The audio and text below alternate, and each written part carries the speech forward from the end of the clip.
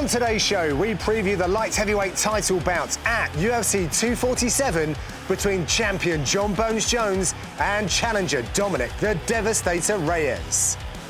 Successful title defences over Anthony Smith and Thiago Santos in 2019 saw Jones end the decade as both light heavyweight champ and pound-for-pound king. And still UFC light heavyweight champion of the world, Jon Jones. Emerging as a standout from a new generation in the light heavyweight division, Dominick Reyes has blazed his way to a perfect 12-0 record. Dominick Reyes makes it look easy. Wow. And the Devastator's power striking has now earned him a shot at UFC Gold. Will Jon Jones's reign come to an end at UFC 247? Or will Dominick Reyes be yet another who bows to the king?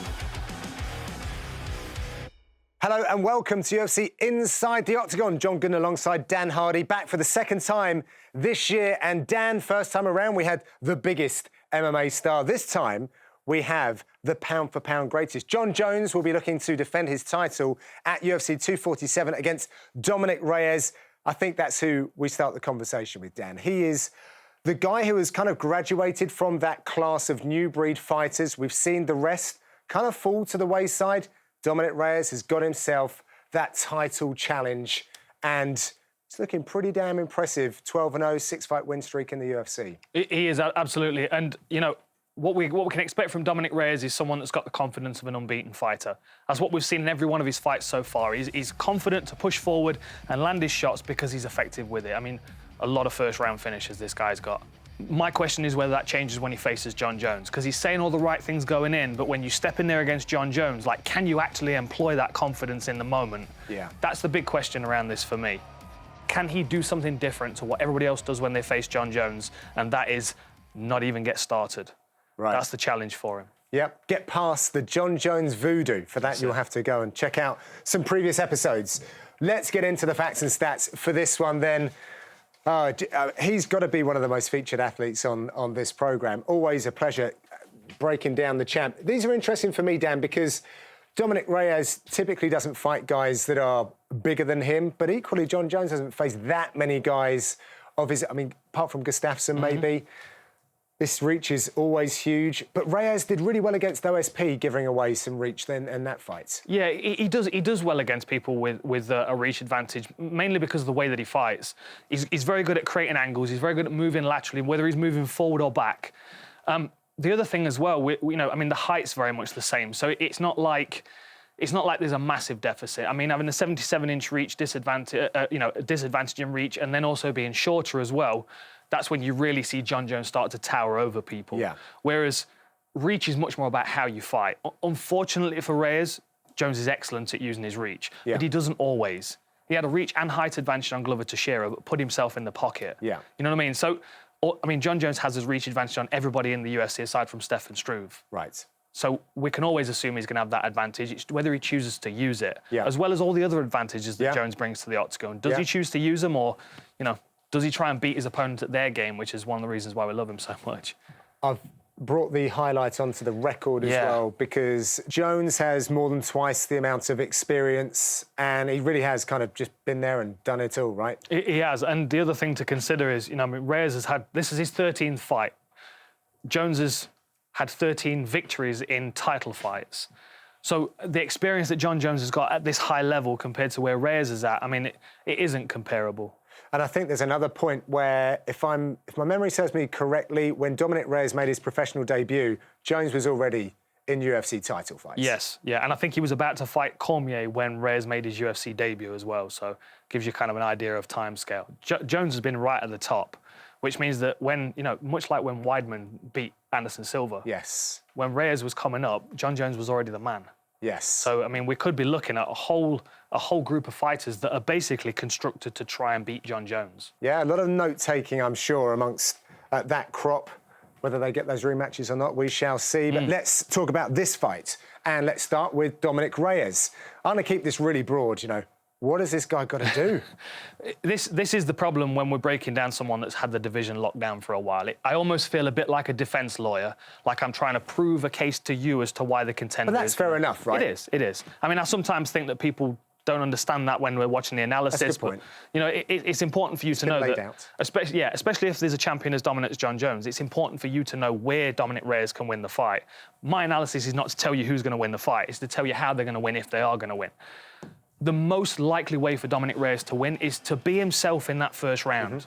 Attack him early, keep your striking diverse, use your angles, but keep pressure on him. I mean, he's right in front of Cannonier here. Beautiful footwork and movement, lovely uppercuts on the inside, and then when he chases him down, it's not just one punch over and over again. It's a variety of attacks, different angles, different kicks. So he's not only is he an instinctive fighter because he's looking at the targets in the chaos, but he's also got different tools to apply to those targets. A power punch like Anthony Johnson. He hits you with one punch and you're hurt, and you know that punch is coming again until you fall over. Whereas Reyes, you don't know which strike's coming from which angle because they've got so many different options. Okay. He's got a variety of kicks as well, which I think he can utilise if he has Jon on the back foot. The most likely thing is, though, if you're going to get Jon on the back foot, it's going to be the first round. I think your chances of beating Jon Jones drop the more time you spend standing in front of him, because I just think he downloads your movement patterns. And I think that first round against Jon Jones, maybe catch him cold, maybe catch him by surprise. Jones is not going to start fast because there's no reason to. There's no reason for him to come out and go flying onto a fist at Dominick Reyes in this fight when he can just kind of hang back and read him for 5 minutes. He's a master at 25 minutes of dominance. So really, it's Dominick Reyes that's got to break that rhythm and start fast.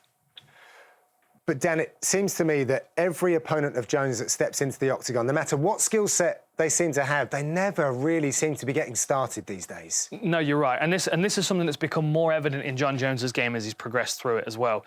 He understands that instead of trying to like ride the chaos in the fight and try and flow with it, he now just slows it down. He brings it to his pace. It's his octagon. That's what you feel when you step in there against Jon Jones.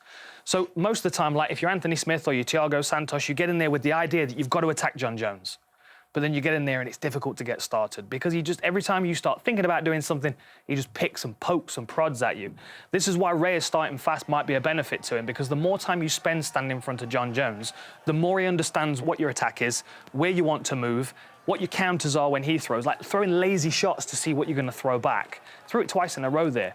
He's looking for things 3 times in a row. This is where he uses his reach so well. This is where you feel like Jon Jones has the biggest reach in the UFC. And let's have a look at this. This is probably the best example I've found of this clip, because watch what Jon Jones does to Santos. Santos came out aggressive. He came out to try and land loads of low kicks in that first round. But watch his feet. Every time he tries to step over that front line, Jon pushes him back. There's something to jam him and push him back over that line. It means that before he even gets started, he's got to think about that forward progression. I've got to step first before I do anything. As soon as he steps, he's being hit by something. A jab, you know what I mean? Something that just disrupts. It's nothing, completely non-commitment from Jon Jones in that first round. Just picking, prodding, I see you're going to move, I'm going to poke you. See you're going to move, I'm going to poke you. And people, after 5 minutes, they find themselves in this defensive shell where then Jon Jones has controlled the centre of the octagon. They find themselves backed up against the fence, moving laterally on Jon Jones's terms. And every time they try and make any progress and step over that line, bang, you push back against the fence. And something we discussed in the McGregor breakdown, using that additional 45-degree angle in the corner is something Jones uses very well as well, particularly for his kicking. Like, he'll scoop people onto kicks. He'll do certain things. Watch this high kick. No reason for that high kick other than to force OSP onto the back kick. Yep. And it was consistent in his Santos fight. This is a beautiful clip. I talk about closing doors a lot when someone's backed up against the fence. So in this position, Santos is backed up against the fence. So Jon's giving him a 50-50 option. There are 2 ways that Santos can progress here. He can escape out of this side, or he can move along the fence here. Now, Jon's not going to give you 2 options. He's not going to do that. He's going to close one of those doors for you. And I talk about closing doors a lot. The way that Jon does this is so nice. It's so casual. And this, again, it's the reach advantage. It's making that door feel like it's closed. Watch what he does with his lead hand. So the lead hand comes out and he's just tapping, but you can see it's starting to edge Santos in this direction before he throws his kick. Like, he forces people onto the direction of his kicks. It's such a beautiful way of using the space. And I really don't think we're understanding how to fully use the octagon yet. Same thing with Anthony Smith. He knows the direction he's going because he's forced him to go that direction. Walks him straight onto a kick. Like, that's the danger when you're up against the fence with Jon Jones, is that you're then susceptible for whatever attack he chooses, because you're kind of at the whim of his movement. And with that range and reach advantage, finding yourself with your back foot up against the fence where Jon's deciding which way you're going to move, you're always going to walk onto something that's going to beat you up, bruise you up. And because he's not looking for that finish, he's not looking for the kill shot, he's looking to just slowly dismantle you, you know? He's like a veteran military commander, right? You don't look at an opponent and go, right, we're just going to charge their front line straight on. Jon Jones goes, OK, let's start with some propaganda, then we'll attack their supply lines, you know what I mean? And then we'll hide some guys in the flanks and we'll draw their attack and then we'll pincer them from the sides. Yeah. It's far more complex than just let's fight. Yes. And a lot of the time, when people get in there against Jon Jones, it's like, I've just got to fight him. But he's playing this whole game of witchcraft, this whole voodoo game around you that most guys, especially 12 fights into your career, you might not have even experienced that before. Then you stepping in there against the best in the world at it can be a real shock to the system. And he enjoys every single element of that game as well. He looks like he's just having fun, like it's playful. One thing that I will say, though, Thiago Santos did some very good work with the leg kicks early in that one. And Dominick Reyes, well, looking back through my research of him, he's pretty darn good at hitting that leg as well. He is. He's a good kicker and he's got good lateral movement. So if he does find himself backed up against the fence, he's got options. It's not like he doesn't have options. This is what's exciting about Reyes. With the last two opponents of Jon Jones, they are sprint attack fighters. Santos and Smith, they move forward, they charge forward, they create chaos, and then they ride that chaos by landing shots around it while people are reeling backwards. Nice. You know, think to the Shogun fight against Smith. It's the same kind of thing. Yeah. You start the chaos with one shot and then you chase them down for the finish. Reyes is like that, but he's also got another side to his game as well, which is him moving back and circling off laterally. Now, the low kicks is going to be a big key. Reyes would be a fool not to come into this fight with the idea that he can do some damage with low kicks. Like, Jon's got a long stance. He's got skinny legs. He's got long, skinny legs. So, like, attacking the calf seems like an obvious target. I'd have thought so. I mean, you've mentioned this before. Are you surprised that people haven't targeted that? I think one of the reasons is because he will just jab and punch you over it, so people don't feel safe. But with the lateral movement that Reyes has got, as he's moving around, as he's chopping into that leg, and we have to also remember that this fight is Southpaw v Orthodox. Right. Which is, you know, he's got power targets. He's got the inside low kick, he's got the liver, and he's got the head kick. 3 good targets for him to work, but that lead leg is going to be the key. Because taking that away from Jon Jones, it might not slow him down too much, but it will force him to make a decision one way or the other. Because it was a problem for the Santos fight. He had to adapt. You know what I mean? There were changes that had to be made into the second round of that fight to make sure that he wasn't continually taking those shots. Yeah. So even just forcing Jon to adapt is a positive. There is so much to talk about here. Long-standing champion against an undefeated fighter. Much more coming up after the break.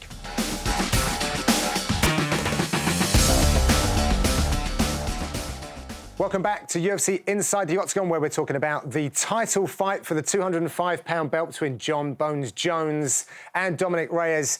Dan, give us a little recap of where we're up to so far, please. OK, so the Reyes that we want to see in this fight is the aggressive fast starter, because that's the best opportunity to beat Jon Jones, catch him cold. So an aggressive Reyes might be able to catch Jon Jones early, land a couple of shots, maybe even stun him, finish with a rear naked choke. I'm just talking about possibilities.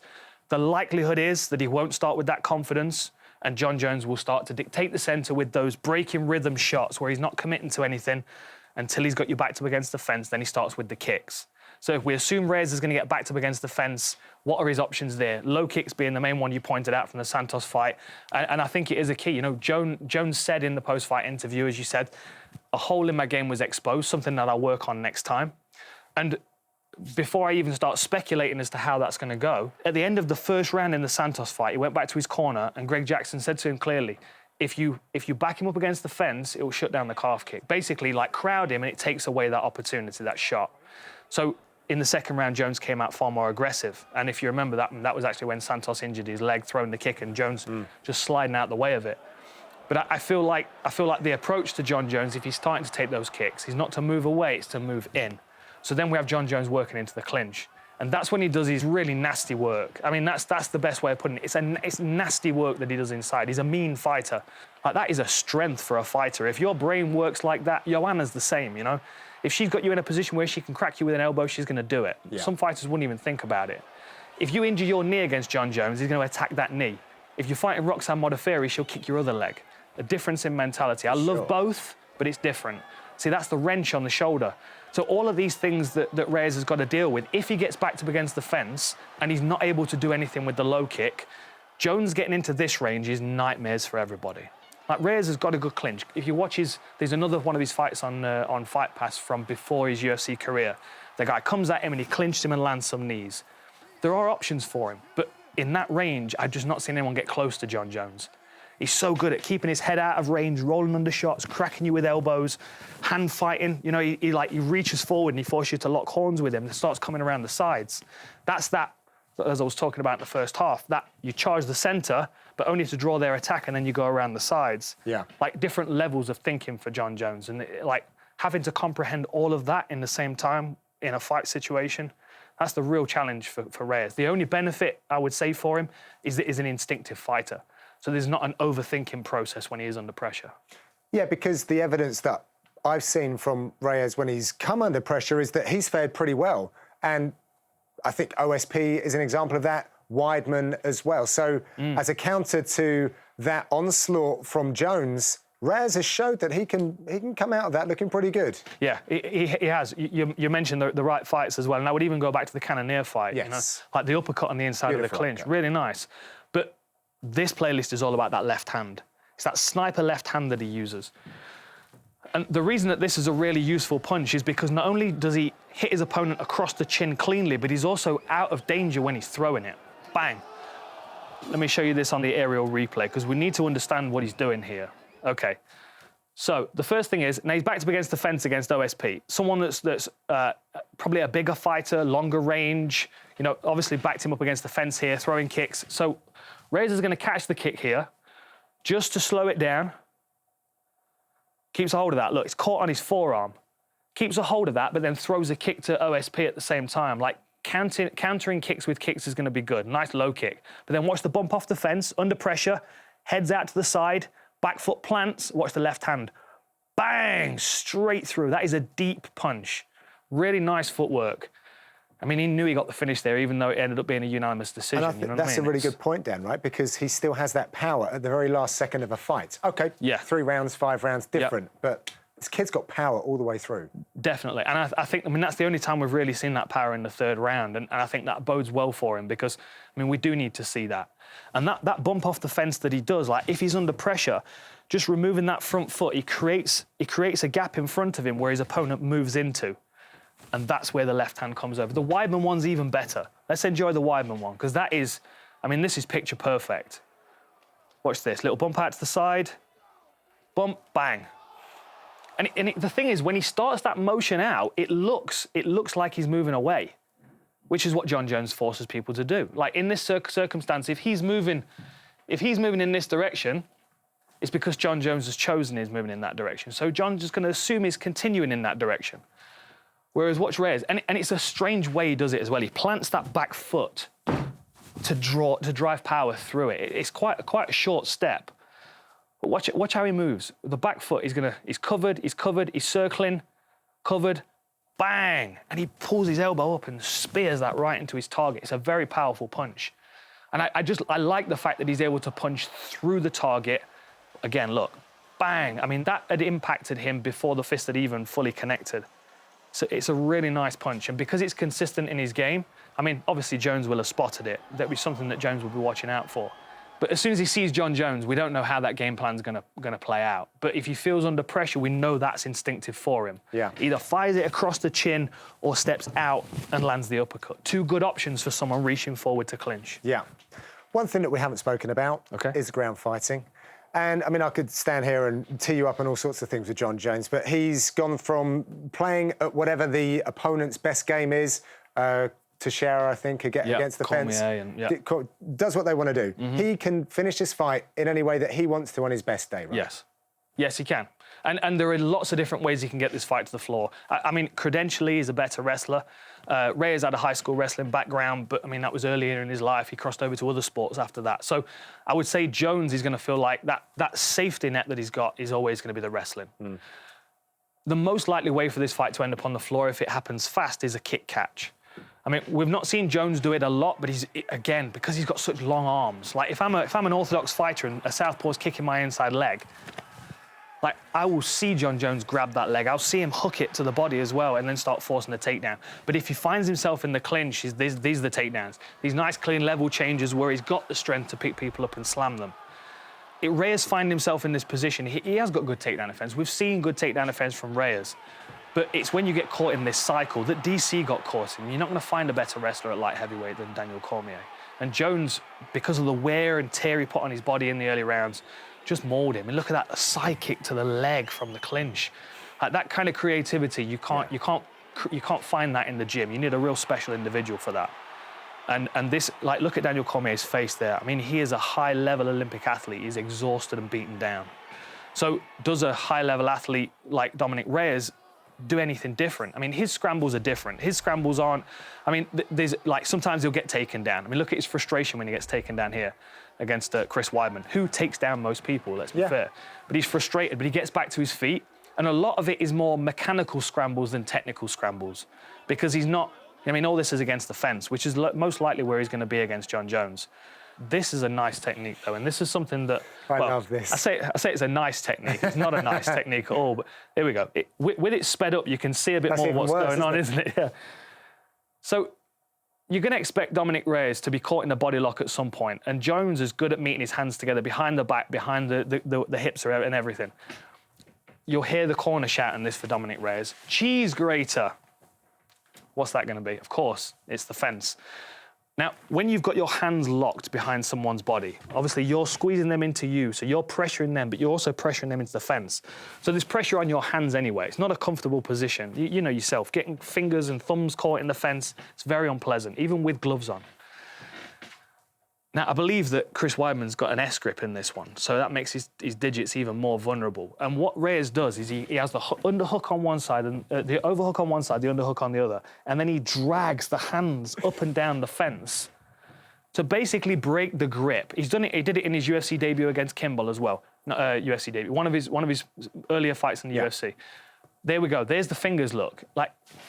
I mean, let's just have a, like, you could, and this... It sounds silly, but it's an annoyance. It's legit. And it will put you off. And if they do get purchased, it will break that grip. It's a legitimate technique. Here we go. And the reason I like this is because no one will have seen this bit of footage before, because we have access to cool archive stuff. Like, those fingers are exposed to, and to thick, hard mesh on the UFC fence. When you start getting dragged up and down that, you can't help but your grip pop up. Like 220, 30-pound guy. Exactly. And this is against Chris Weidman, who's got a damn good grip. But what happens is here, because Reyes is not holding the position, he's trying to progress the position, he's expecting the grip to break. Once that grip breaks, Weidman reaches for the ankle, but Reyes is ready to control the wrist because he knows that's his first option. He's got the overhook, so he's got this. He's not, Weidman's not going to give up that underhook, but he'll go for that ankle. So Reyes breaking Jones's grip on his terms gives him a slight advantage in the takedown exchange, because he's being proactive instead of being reactive. I really like this fight. I mean, it's kicking off the year with McGregor and then the pound-for-pound greatest. Who doesn't tune in to watch a Jon Jones fight? What version? Will we get the playful one, super aggressive one? We're going to find out very shortly. Thank you very much, Dan. Keep the conversation going using the hashtag Inside the Octagon. Tweets at UFC Europe. Thank you very much for watching. We'll be back for the next pay-per-view.